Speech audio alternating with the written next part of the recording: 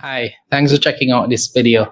Today we're going to be looking at Barita Investments Limited. We're going to do a full stock review and analysis. We're going to look at the annual reports from 2020. We're going to look at the 9-month financials ending June 2021.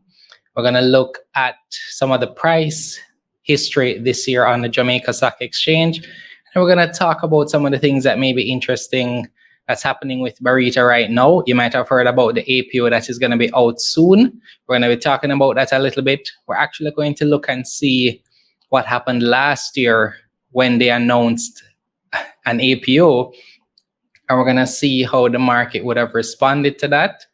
So this should be a very interesting review. If it's your first time here, my name is Jermaine. I'm the co-founder of L.E.A.R.N, Grow, Invest. We started this community to help others like you learn how to invest. We have a community that is growing, so you're welcome to join us. We cover investments, money management, personal finance, real estate, and just about anything else you can think of. We have our weekly stock review, and so that's what you're watching right now. Join us on Twitter. Join us on Telegram. We just formed a Telegram group that has almost 200 members already, so feel free to join us there.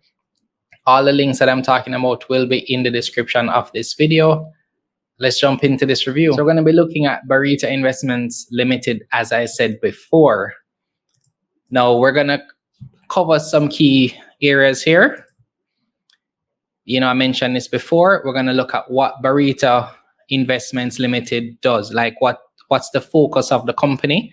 We're going to look at the annual report for 2020. We're going to look at the 9-month financials that were just released. We're going to look at the price year to date, and then we're going to try and tie everything together. So before I go any further, I have to state this disclaimer. The information reviewed here is for discussion, education, entertainment, and illustrative purposes only, and should not be construed as professional financial advice, solicitation, or recommendation to buy or sell any securities. I am not financial advisor, and as such, I cannot make any recommendations to buy or sell. So please speak to a licensed financial advisor before you make any investment decision. We're going to start with the 2020 financial report. If you're not sure how to access this report, I'll put the link to it in the description, but you can find all of this information on the Jamaica Stock Exchange's website. That's where I get all the information for my stock reviews. So we're just going to look at maybe about 5 or 6 pages within this report. The goal is not to go in depth because we're at the 9-month mark. We're almost at the end of the financial year. So I feel like this information is, almost a year old. It doesn't make sense to go in depth, but there are some things that we can see in terms of highlights that I know would be interesting. So I like to start with what a company does. So it's saying here that Barita is a publicly traded company on the JSE, 74% owned by Cornerstone Financial. And, the company was founded by Rita Humphreys Lewin in 1977. The company has the distinction of being one of the oldest stock brokerages in Jamaica. The Barita Group is made up of Barita Investments Limited and its subsidiary, Barita Unit Trust Management Company. The company is licensed by the Financial Services Commission and is a member dealer of the JSE and is a primary dealer and cambio for the Bank of Jamaica. All right, so it's saying here that Barita is the home of Jamaica's top performing equity fund and has a legacy of excellence, recognized as a particularly strong player in the middle market retail segment and leader in the unit trust performance. So that gives you an idea of where their focus is. Some of their services include cambio, fixed income, stock brokerage, pool funds management, structured products, retirement planning, wealth management, investment banking. Through the BUT, the group currently offers 6 unit trust products spanning fixed income, equities, and real estate. Barita serves its clients island-wide through its head office in Kingston and branches in Mandeville and Montego Bay. The Barita Group currently handles over 290 billion in funds with a team of 142 members across its operations. And this was at last year. They would have made some investments in the team based on their recent fundraising. All right, so that's what Barita does. And I wanted to share a little bit about Cornerstone because it mentioned that 74% ownership is with Cornerstone. So I thought it would be important to speak a little bit about them as well. So Cornerstone is a privately held company founded with the objective of building a sustainable investment platform with intergenerational applications and a focus on driving shareholder value, economic growth, transforming lives, and helping to shape the future. The Cornerstone shareholder group is comprised of captains of industry across the Caribbean. And we see Paul Simpson to the right, founder, president, and CEO. I'm going to scroll down to here. It says, as the parent of Barita, Cornerstone is involved in charting and enabling the strategic plans and direction of the company. This has been made possible through the assistance of an exceptional team of professionals who each bring astute, specialized skills and expertise to their key areas of responsibility. Importantly, as Cornerstone seeks to achieve its mandate of developing an integrated financial services group, several governance and risk management roles have been consolidated within the Cornerstone Group. These centralized roles include risk management, financial reporting, investment management, legal, compliance, and strategy. So that's the role that the Cornerstone Group plays. Let me go next to, well, this you're seeing what would have been spoken about before, right? So Cornerstone parent company, 74% interest in Barita Investments Limited, and Barita Unit Trust is wholly owned by Barita Investments Limited. So that should help you with an understanding of the company. This I thought was very interesting, right? Because if you didn't hear about what happened to Barita a few years ago, imagine if you were a Barita shareholder in 2016 and you held that stock. It went as high as $95 last year. That's just amazing. So even if you were here in 2018 below $20, you'd have seen almost 500% growth in about 2 years. That's amazing. And we've seen below that, their EPS, that's earnings per share, has been growing consistently as well. All right. So we're going to go through the highlights of this. We're not going to stay very long on this report. So we see total assets have increased 72% to 70.7 billion. Stockholders' equity has gone up 101%. The EPS has been on the rise, as we saw in the screen before. Their net profit for last year rose 61%. That's amazing. And net operating revenue is up 31%. All right. And this is a book value per share, which is up 71%. All right. So let's look at what it has looked like for the last 5 years. So this is a 5-year review. And I actually really, really like it when companies include this in their annual reports, because it helps me to see at a high level how they've been trending, how they've been growing.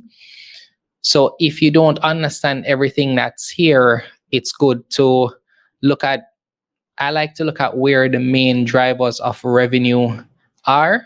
So I see, for example, in 2020, about 20 or almost, let's say about 40% of their revenue was from fees and commission income, right? So that means, what the name suggests, they're getting more fees and commissions from their transactions.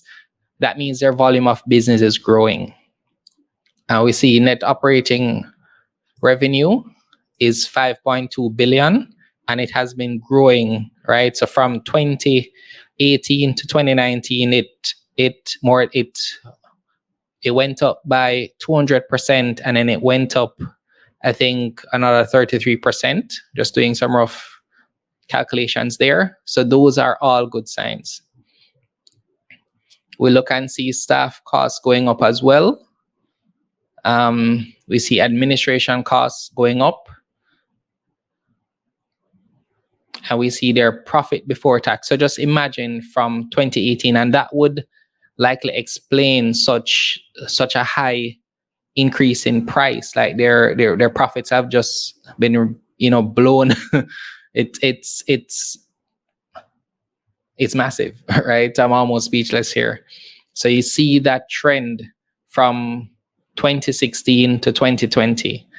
So what you're seeing is a company that's constantly growing its profits for at least the last 2-3 years. It's just made some massive jumps. So those are the things you want to see for a company that you're investing in. Let's look at their assets. So I like to look at cash and bank balances. That gives me an idea of just how much cash the company is holding. And then I'm just going to look at the total assets here. So again, if you look at the trend over the last 5 years, their assets, you know, they doubled between these 2 years, and then it went up about 75% for the last year, right? And this is from 2016 to 2019. And this is a view of their liabilities. So one of the line items that we see growing is, you know, repurchase agreements. If you're not familiar with what these are, you pretty much make an arrangement to purchase securities and to repay them at a higher price at a later date. That's what it is. And so we see that is a liability for them because they need to, you know, honor that agreement at some point. So it's a liability. Payables would have increased if staff costs have increased, and maybe, you know, other items that need to be paid. So liabilities have been increasing as well, but it's natural if assets grow and that is not based on only profits, then liabilities are likely to be growing as well. But the key thing to note is assets are 70, liabilities 43. So if they needed to repay all their liabilities, they could. Share capital has been increasing as well. Retained earnings growing nicely. Sorry. And so these are some ratios. So I like to look at net profit margin. We see from 2016, 20% all the way up to 53%. Return on average equity, you know, for the last 2 years, it has almost doubled from where it is in 2018. Earnings per share growing nicely. Book value per share growing nicely. Share price, you know, we looked at that before. That's just amazing. Their dividends paid has been consistently increasing as well. So if you're a dividend investor, these are the kind of things that you want to look for. Let's see if there are any more highlights. Yes, so that would be it for the annual report for last year. So let's go to the 9-month report. So this would have been up until June 30th, 2021. This is unaudited. All right, so let's look at some of the highlights. So 6.7 billion in net operating revenue, 3.7 billion in net profits for 9 months, right? 84.2 billion in total assets. So we saw where their assets would have ended last FY at 70. Now it's 84.2. So their assets have grown 20% in that time. Their efficiency ratio is 36.4%, and their return on average equity is about 17%. I think that's around the same mark that it was before. All right. So let me zoom in here. So this is from the chairman. So it's saying the third quarter was particularly challenging due to the resurgence of COVID-19. And, we're seeing the variants such as the Delta that has definitely led to some volatility in our markets. And so it's speaking to that, right? This decline in yield reflected in the market's more pessimistic outlook for economic growth. Locally, the Jamaica Stock Exchange main index remains substantially below its 2019 close, an outcome that is driven by continued quiescence among institutional investors, right? So what it's saying here is that we've seen pretty much from the end of 2019 that the Jamaica Stock Exchange main market index has not recovered, right? So despite this, what it's saying is that Barita has continued to deploy capital efficiently and effectively within the context of an uncertain economic environment and investment landscape. The 13.9 billion raised in our IPO last year has been utilized in a manner consistent with the intentions outlined in the prospectus. It has been directed towards building a digital-first IT infrastructure, recruiting and retaining first-rate talent, expanding investment banking and trading, growing our presence, and extending our investment universe to alternative investments. Now, if you have ever driven anywhere, you're likely to see a Barita billboard or a Cornerstone billboard. You're likely to see a Barita ad or video on social media. Their YouTube channel is doing well in terms of reach as well. So all across the board in terms of digital marketing, Barita is one of those companies that invest a lot, I think, along with JMMB as well. And this would be how they would have used the APO funds. So we see where they would have, pretty much kept true to what they said they were raising the funds for. Let's move on. All right. So it's saying that the outlays in relation to many of the aforementioned investments will be phased over time with their payoffs long-tailed, thus laying a robust foundation for Barita's future growth and delivery of superior risk-adjusted returns to shareholders. Our long-term financial performance will be a function of how well we execute in critical functions such as capital allocation, risk management, compliance, and governance. So what they're saying here is that they're investing for long-term growth. So the changes that they would have made or the investments that they would have made here is to set them up for the future.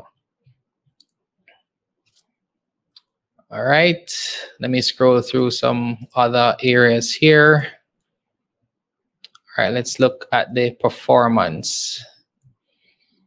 So they registered a net operating revenue of 6.7 billion for the first 9 months. That's a 77% rise versus the previous year period. Net operating revenue of 2.6 billion for the quarter was up 75% relative to 1.5 billion in the Q3 for FY20. And the group's revenue base for the first 9 months was comprised of subs. So this is where the revenue base was what made it up, right? So net interest income reflected a 38% increase year over year. The rises in income of our focus on the group's credit and fixed income portfolios, coupled with 50% year over year, right? So they would have seen that increase in interest income based on their fixed income portfolio. Non-interest income saw a growth of 88%. The growth in non-interest income is principally driven by improvements in fees and commission income. And we saw where that was trending up over the last 2 years. Non-interest income as a percentage of net operating revenues was 83% during the period, which reflects the group's focus on optimizing its revenue mix with emphasis on fee-based income. So they're actively trying to grow their revenues in terms of fees, which means they're trying to do more transactions or more profitable transactions. They're building relationships with customers and trying to actively get them to invest more, because how one of the ways in which they make money is fees from the transactions. So the more transactions your customers will do, the more money that they will make. Right? So it says gain on investment activities. This business segment relates to gains on their proprietary trading portfolio, which closed the reporting year 9% below the Q3 FY20 results. And this decline is attributable to the continued reduction in large market value transactions locally and bouts of volatility in international markets. We spoke about that earlier. All right, so we also saw fee and commission income. So this rose by 95%, right? That's just ridiculous, right? This line item shows the results of a strong performance by our investment banking and asset management business lines.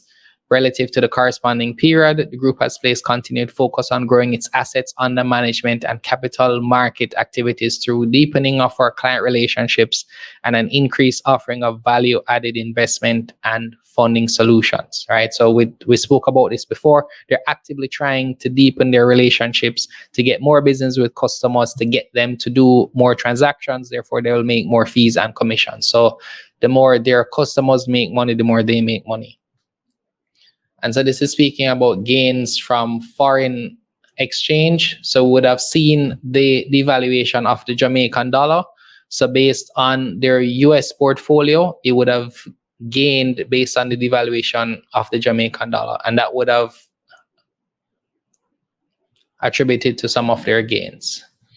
So operating expenses, non-interest expenses for the first 9 months rose 87%. Versus 1.3 billion for the same period last year. And it was due to an increase in staff costs, administrative expenses, and the group's expected credit losses. So if you remember on the page when we looked at how they were planning to use the APO proceeds, we saw where they would have invested in staff. So you're to expect to see an increase for that line item because of their investment in that area. So highlights for their balance sheet now. So their assets stood at 82.4 billion, representing a 32 billion or 62% increase over the June 2020 period. This increase is due to a 21.1 billion growth in pledged assets. So in terms of total liabilities, it grew by 46%. And shareholders' equity rose by 99%. All right, and we saw we spoke about the IPO, the APO last year for 13.5 billion. Net profits now would have come in at 3.7 billion, which is 83% growth. And we spoke about their earnings per share already. All right, so I'm gonna go through. All right, so these are areas that I like to look at in terms of the focus for the company. So it says these organizational changes are in keeping with the requirements of our digital transformation and other strategic objectives, which includes what you're seeing here. So digital and people-centric customer engagement that makes it pleasant, simple, and convenient to do business, speed, and efficacy in service delivery, bringing innovative customer experiences and tailored high-value solutions to our customers and the market, and social media dominance to establish brand, distinctive market presence, and marketing leadership. And this is something that we can see that Barita does, right? So they're very visible. They do high-quality content, and clearly their business is growing. Their customer confidence is growing, and so that is resulting in them making more money. All right, let me scroll through. I'll have the link to this report in the description below. I can't go through all of it based on time. We're already at about 20 plus minutes. So what they're speaking about here is their outlook for the growth of the economy. Now, it says that there was a projection for 6% growth, but that had to be adjusted, clearly based on the progression of the the coronavirus. So that information is there. So what it's pretty much stating is that those growth projections would have to be amended. So let's look at how the statements look. So we're looking at the 9 months ended June 30th. So we saw, based on the same period last year, we're seeing a growth in net interest income. We're seeing growth in fees and commission income, growth in FX trading and translation gains. Same gain or loss for investment activities at about 100K less, well, 100 million less. Dividend income would have dropped off, and other income would have, increased. Overall, almost double in terms of the previous year net operating revenue. In terms of operating profit, we see the improvement based on the same period last year. Profit before taxation is one of the numbers I like to look at. That has grown. And so overall net profit for the period is 1.6 billion more than the same period last year. So they're on track to completely outperform the year before. So that is a good sign if you're interested in Barita. So number of shares issued would have grown based on their APO. They would have, I think it was about 200 million shares. So would have seen that growth there, and the earnings per share has gone up as well. Let's see their assets. We spoke about this already. I won't spend much time here. So we're looking at, again, 9 months net profit. We looked at that before. So what I typically look at here are any major differences in terms of the period before. So anything that really stands out, I try to pay attention to that. So I'm looking at things like interest income. I'm looking at the difference in terms of cash outflows from this period to the last. We look at things like securities sold on a repurchase agreements. That figure would have been almost double what it was the year before. Notes payable would have been a difference from the previous period. In terms of cash provided by operating activities, that's 752 billion. Well, 752 million as opposed to 1.8 billion the previous year. And net cash and cash equivalents at the end of the period is 822 million. So we saw here dividends paid, investment in associates. So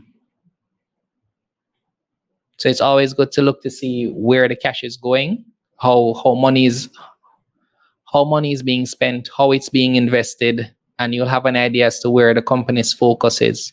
So this would be consistent with how they're saying that they're going to be investing and spending money. So, I mean, that's still, 822 million in cash at the end of the period is not bad. Which is why, though, I'm assuming they're doing another fundraising, because, I mean, they may want to continue to invest in the areas that they invested in this year.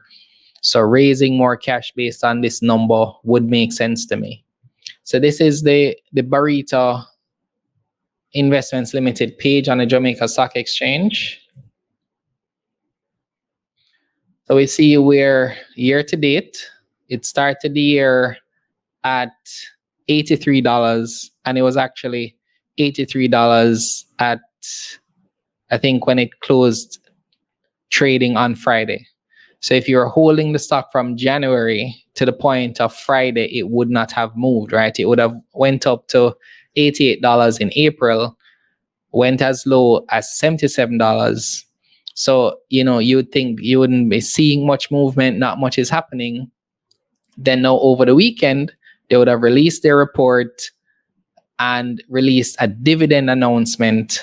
And so today, you're seeing $84 here, but let us just actually scroll down to the candlestick chart to see I'll use 1 month. So today the price went as high as $90.24. Right, so that's almost a 10. Well, that is more than 83 and 8 would be 91. So that's almost a 10% increase. But look at the volume. Over 19 million units of the stock traded. That's over, I think, 100 million. I'd have to do that math. Let me do it real quickly.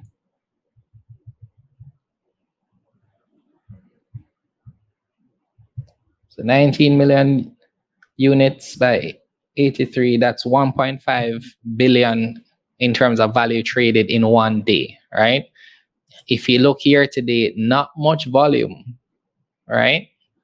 But because of the dividend announcement, so imagine 19 million units at a $3 dividend. Like, that's just crazy. So these are the number of units that they have outstanding.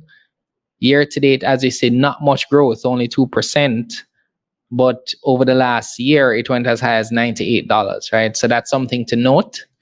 And I wanted to look at the 1 year stretch, right? So let's see, they would have announced an APO last year, I believe around July, August, after the APO and the dividend announcement as well last year for about $2 and change.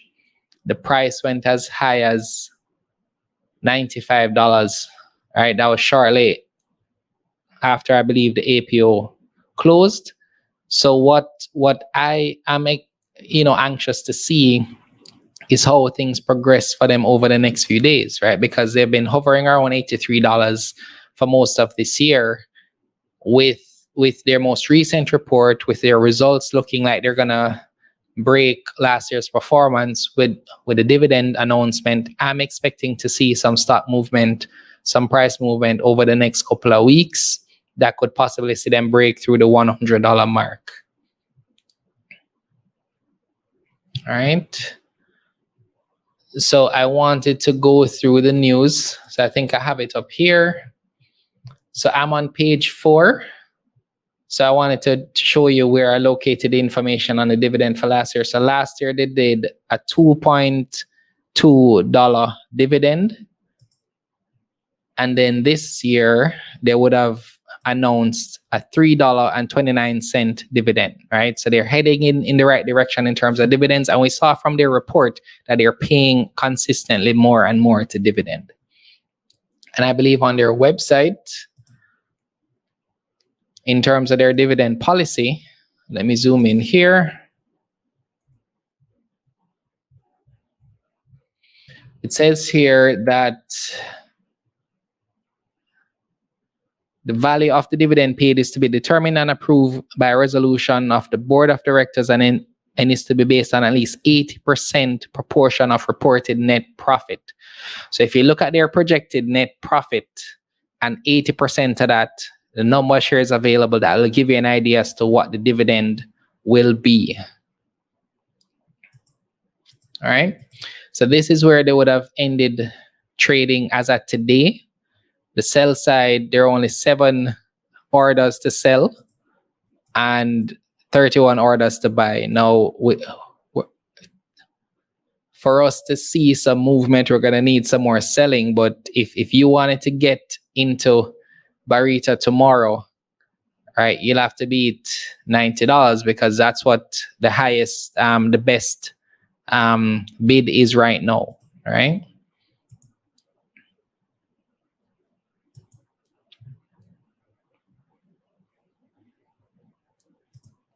All right. So, I mean, that was very interesting for me. I don't know how you feel about Barita, but I think with the APO being out soon, with the dividend that was just announced, with the release of the financials, their company is looking extremely good right now. Now, I'm not a Barita shareholder personally, but I think, the company is performing well. I think it's a solid company. We've seen that for the past few years. I think their marketing is on point. They have one of the best unit trusts and fixed income performance in the market.